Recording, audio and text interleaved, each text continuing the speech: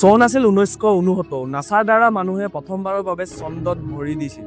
কিন্তু এবাৰ ভাবি চাওক, তাৰ পাছত প্ৰায় 50 বছৰতকৈ অধিক সময় পাৰ হ'ল।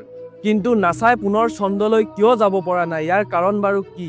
তেওঁলোকে চন্দ্ৰত এনে কি দেখিছিল যে তেওঁলোকে আজিলৈও তালৈ যাবলৈ সাহস কৰা নাই, যিটো সম্পূৰ্ণৰূপে পৃথিৱীৰ পৰা লুকুৱাই ৰখা হৈছে। সকলো কৈ আছো, আপোনালোকে ভিডিঅ'টো শেষলৈকে চাই থাকক। এতিয়া চাওক, এপ'লো 11ৰ পাছত নাছাই ছবাৰকৈ চন্দ্ৰলৈ অভিযান পঠিয়াইছিল। কিন্তু 1972 চনৰ পাছত সকলো অভিযান বন্ধ হৈ গ'ল। চৰকাৰী কাৰণ আছিল বাজেট আৰু বিপদ। কিন্তু বহুতো মানুহে কয় মহাকাশচাৰীসকলে তাত কিবা অস্বাভাৱিক পোহৰ দেখিছিল আৰু কিছুমান অদ্ভুত শব্দ শুনিছিল। আৰু কিছুমান প্ৰতিবেদনত এইটোও কোৱা হৈছে যে তেওঁলোকে চন্দ্ৰত কিছুমান অজ্ঞাত গঠন লক্ষ্য কৰিছিল। এতিয়া মেইন কথাটো হ'ল, এটা ফাদিল হোৱা ৰেডিঅ' ট্ৰান্সমিশ্যনত নীল আৰ্মষ্ট্ৰঙে কৈছিল যে এওঁলোক ইয়াত আছে, আমাক চাই আছে। এই কথাষাৰ বাৰু নীল আৰ্মষ্ট্ৰঙে কিয় কৈছিল? সঁচাকৈয়ে তাত তেওঁলোকৰ বাহিৰে আন কোনোবা আছিল নেকি? তাতকৈ ডাঙৰ কথা হ'ল, নাছাই কিন্তু আজিলৈ এই বিষয়ে কোনো মন্তব্য কৰা নাই।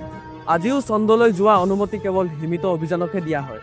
আৰু প্ৰতিবাৰে হঠাতে সিহঁতৰ লাইভ ফিড বন্ধ হৈ যায়। তেনেহ'লে প্ৰশ্নটো হ'ল, নাছাই চন্দ্ৰলৈ যাবলৈ ভয় কৰে নে আমাৰ পৰা তাত কিবা লুকুৱাই ৰাখিছে?